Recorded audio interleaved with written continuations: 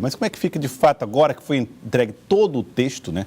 Tanto da reforma da Previdência para os civis, agora para os militares, como é que fica a expectativa para essa aprovação? Nós estamos recebendo aqui no nosso estúdio a doutora Maria Lúcia Fattorelli, ela que faz parte ela é coordenadora nacional da Auditoria Cidadã da Dívida. Isso. Eu queria agradecer a presença da senhora aqui. Antes de mais nada, desejar boa tarde. O Brasil está no caminho certo na discussão da reforma, na opinião da senhora? Olha, na nossa opinião, não. O rombo das contas públicas não está nem nunca esteve na Previdência Social. Esse cálculo de déficit que o governo vem fazendo, ele não considera todo o conjunto de contribuições e a própria participação do orçamento fiscal que está prevista no artigo 195 da Constituição Federal. Que no artigo 194 foi criada a Previdência do Regime Geral, que engloba a Seguridade Social, que engloba Previdência, Assistência e Saúde. E no artigo 195, todo o financiamento desse sistema, que prevê a participação do orçamento federal, estadual, distrital ou municipal e prevê o cômputo das contribuições sociais que são pagas por toda a sociedade. Os trabalhadores, empregadores pagam sobre a folha, as empresas pagam sobre o lucro, todos nós pagamos sobre o consumo, tudo que consumimos, energia elétrica, contas de combustível, de todos os itens de consumo, tem a COFINS embutida, Contribuição para Financiamento da Seguridade Social. Além disso, na venda de produção rural, incide contribuição social, nas importações, nos jogos de loteria, todos que já fizeram um jogo de loteria, uma parte vai para o financiamento da Seguridade Social. Então, a senhora acha que não há um déficit de Previdência? Não há que falar em déficit, porque é a mesma coisa que dizer qual é o déficit da Defesa Nacional, qual é o déficit da saúde. Porque é um dever do Estado garantir a aposentadoria e assistência social. As contribuições são para compartilhar esse financiamento. Mas aí, quando o governo considera que a contribuição não está sendo suficiente e fala que tem déficit, é como se o governo estivesse falando, essa obrigação é só das pessoas que têm que pagar a contribuição, eu não tenho que participar. E não é isso que está na Constituição. A senhora está querendo dizer que, independente do volume que o governo precisa tirar, entre aspas, do bolso dele, governo, ele precisa fazer isso. Mas aí porque é o que está escrito na Constituição. Mas isso não tem gerado, isso é quase unânime, né?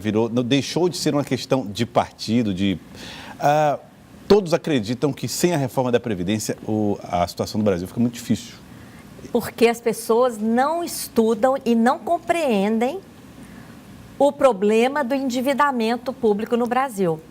O rombo das contas públicas no Brasil está na chamada dívida pública. Dívida, na nossa vida pessoal, tem sempre uma contrapartida. Você pode ter uma dívida, mas você tem um apartamento. Os ouvintes podem ter uma dívida, mas ter um veículo, ou financiar a educação dos filhos, ou comprar uma casa. No caso da dívida pública, nós temos identificado nas investigações da Auditoria Cidadã a existência de diversos mecanismos que criam dívida pública sem contrapartida. Vou dar um exemplo, para não ficar muito... Vou dar um exemplo aqui do estado do Piauí. Quando a União refinanciou a dívida aqui do estado do Piauí, a dívida lá em 1998, era de cerca de 240 milhões de reais. Só que o valor refinanciado não foram os 240 milhões, foram quase 400 milhões. Cerca de 160 milhões de reais a mais. E o Estado não recebeu esse dinheiro. Qual é essa diferença de cerca de 160? O Estado possuía um banco público, não possuía? Sim. O Banco do Estado do Piauí? Sim. Esse banco foi privatizado? Foi. Banco do Brasil. Quem adquiriu, recebeu todos os edifícios, todas as contas de clientes, todos os créditos a receber. Mas o passivo desse banco, a dívida, o passivo que ele possuía, foi empurrado para o Estado e virou dívida do Estado. Vendemos o filé. Exato. Então, a dívida do Estado, em vez de ficar em 240, ficou em quase 400. Certo. Essa diferença, quem lucrou foi o banco que adquiriu. E os cidadãos e cidadãs do Estado é que estão arcando com isso. Em âmbito federal, um dos mecanismos mais graves que gera dívida pública e que gera um rombo para o orçamento público é um mecanismo que o Banco Central faz, que remunera toda a sobra de caixa dos bancos. Essa operação, até economistas, universitários não sabem, porque não tem informação sobre isso. O nosso movimento investiga essa geração de dívida pública e descobriu. Essa operação, ela é chamada operação compromissada. O Banco Central aceita toda a sobra de caixa, o dinheiro que os bancos não conseguem emprestar. E por que eles não conseguem? Porque eles querem pedir juros altos demais, mais de 200% ao ano. Os bancos não teriam risco. Eles oferecem o dinheiro. Se ninguém pegar, o Banco Central pega. Eles colocam no Banco Central e o Banco Central remunera. Essa remuneração custou, nos últimos 10 anos, eu uso esse período de 10 anos porque o Guedes, ministro Guedes, disse que quer economizar 1 trilhão em 10 anos. 10 anos. Você está usando o mesmo tempo para Estou usando o mesmo tempo. Essa operação, que inclusive não tem dispositivo legal que autorize, o projeto de lei que autoriza remuneração de depósito voluntário, é um projeto 9248, que foi apresentado pelo Banco Central em 2017, ainda não foi aprovado. Então, essa operação custou, em termos nominais, sem correção alguma, 754 bilhões de reais nos últimos 10 anos. Dívida que o Banco Central assume de bancos. Nem é dívida. Ele usa a dívida pública nessas operações, a dívida pública federal, para trocar. O banco deposita a sobra de caixa dele no Banco Central, o Banco Central entrega títulos da dívida pública para os bancos para justificar a remuneração, mas isso não é dívida, porque o Banco Central fica com esse dinheiro, a operação ele tem que devolver na hora que o banco quer. Isso custou para nós quase 1 trilhão em 10 anos. Então, então esses títulos da dívida pública estão sendo colocados como só uma garantia. Uma garantia. Mera garantia, quer dizer. Agora, esse exemplo é importante porque, para nós, como pessoas físicas, a dívida tem que ter uma contrapartida, não é mesmo? Quem aceitaria pegar um dinheiro de uma pessoa, guardar aqui, não pode usar, porque a operação é compromissada, tem que devolver na hora que o credor pedir, e colocar esse dinheiro aqui à margem e ficar pagando juros sobre isso. Isso que o Banco Central está fazendo. E aí que está o rombo. Eu estou falando só de um dos mecanismos que levou 1 trilhão de reais nos últimos 10 anos. Então, o que a senhora está dizendo é o seguinte, o governo se endividou, por um lado, está querendo pagar a conta de outro jeito, evitando problemas com a Previdência. Então, pelo que a senhora está dizendo, defendendo, não deve haver reforma da Previdência nenhuma. A questão é o seguinte, o que está justificando essa reforma é a queda da arrecadação, porque durante anos, desde a Constituição Federal até 2015, a arrecadação das contribuições foi mais do que suficiente para cobrir todas as despesas com previdência, assistência e saúde, e ainda sobrou dinheiro, que foi desviado por meio da DRU, a desvinculação das receitas da União, e outros expedientes que transferiram recursos da Seguridade Social, principalmente para pagar juro da dívida. O primeiro ano em que as contribuições não foram suficientes foi 2016, em decorrência da crise.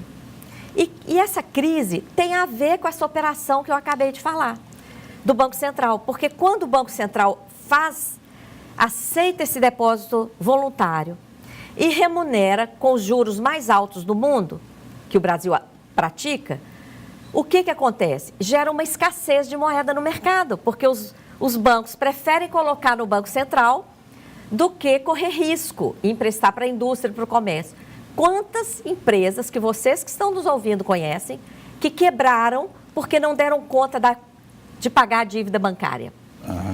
O juro no Brasil, o juro de mercado é alto por causa dessa operação que eu acabei de falar. Se o Banco Central não enxugasse, Esse 1 trilhão e 200, imagina, se nós tivéssemos 1 trilhão e 200 no caixa dos bancos, os bancos não iam querer ficar com esse dinheiro na gaveta, como o Banco Central fica, eles iam querer emprestar. Para emprestar, eles teriam que baixar juro. Nossa economia irrigada, com 1 trilhão e 200 a juro baixo, nós teríamos um crescimento econômico, não haveria desemprego, a arrecadação... Ou inflação. Não, Estados Unidos colocou mais de um PIB na economia na crise de 2008, lá que os bancos estavam quebrando, e não teve inflação. O que provoca inflação no Brasil é o aumento do preço da energia, o aumento do preço da gasolina, o aumento do preço da telefonia, das tarifas bancárias, do plano de saúde. Não tem nada a ver com o volume de moeda. Nós estamos com extrema escassez de moeda na economia. Por isso que o juro está absurdamente alto, impedindo... A Selic está em 6% e 6,25%. Mas o juro de mercado no Brasil impede o funcionamento das indústrias, do comércio, impede os investimentos. O que a senhora propõe? Um calote nesse título da dívida? Não, calote de forma alguma. A nossa proposta é uma auditoria. Por quê? No meio da chamada dívida pública, tem vários mecanismos usurpando do endividamento público para transferir dinheiro para o mercado financeiro. Em 2015, por exemplo, nosso PIB caiu quase 4%, indústria quebrou, comércio, desemprego recorde. No mesmo ano de 2015, que toda a economia definhou, os bancos tiveram um lucro em um ano de 96 bilhões, mais do que um orçamento da saúde, um orçamento anual da saúde ou da educação. E fizeram uma reserva de 187 bilhões de reais. Ou seja, como é que explica? No ano em que toda a economia caiu, os bancos teriam um lucro, que se somarmos com a reserva, quase 300 bilhões de reais. Você fala da reserva, a reserva dos bancos, ou a reserva cambial brasileira? Não. É uma reserva dos bancos, que eles fazem. Bancos. Eles tiram do lucro uma parte, eles tiram uma parte do lucro para fazer uma reserva, para fazer face a eventuais crises em relação ao recebimento dos créditos deles. Então, se somarmos esses 187 bilhões que eles diminuíram o lucro para fazer reserva, mais os 96, o lucro dos bancos em 2015 foi quase 300 bilhões de reais. Um ano em que toda a economia definhou. O banco não produz riqueza. É evidente que esses mecanismos estão transferindo recurso público para os bancos. E esse é o problema das contas públicas no Brasil. Eu queria agradecer a doutora Maria Lúcia Fattorelli. Olha, quem que tiver mais dúvidas sobre esse raciocínio que a doutora Maria Lúcia Fattorelli está apresentando aqui, pode tirar essas dúvidas hoje no auditório do Instituto Federal do Piauí, lá no centro de Teresina, o IFP do centro. Lá vai haver a palestra a partir das 2 daqui a pouco, né? A senhora vai indo para lá? Daqui a pouco, então, tem a palestra. O Osmar Gomes de Alencar Júnior, que é professor da Universidade Federal do Piauí, também vai estar palestrando.